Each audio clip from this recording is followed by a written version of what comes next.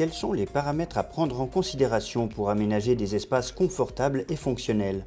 Aujourd'hui, en fait, il est primordial de travailler sur l'ergonomie globale au niveau des espaces de travail.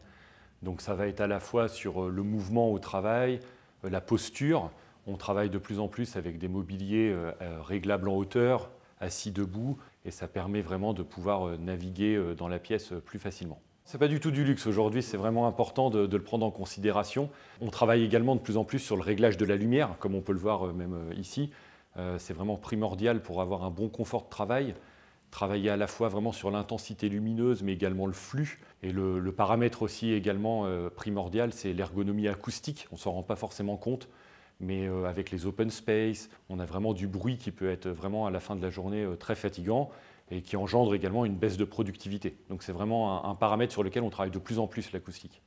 Qu'a changé la crise sanitaire du Covid dans l'aménagement des espaces de travail? Il y a deux facteurs principaux. Le premier, c'est vraiment le critère bien-être est devenu primordial pour les collaborateurs qui ont retrouvé leur espace de travail au bureau.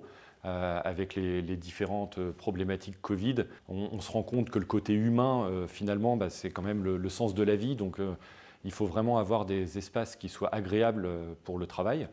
Et le deuxième paramètre, c'est vraiment la mixité des matières, le côté chaleureux qu'on peut avoir aussi bien sur du mobilier à la maison, dans le sens où le télétravail s'est vraiment développé à une vitesse fulgurante.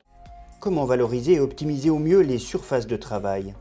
Il faut déjà redéfinir les espaces nécessaires. Nous, on travaille beaucoup sur la valorisation de surface, l'optimisation. C'est-à-dire à Genève, par exemple, le prix d'une surface est quand même relativement élevé.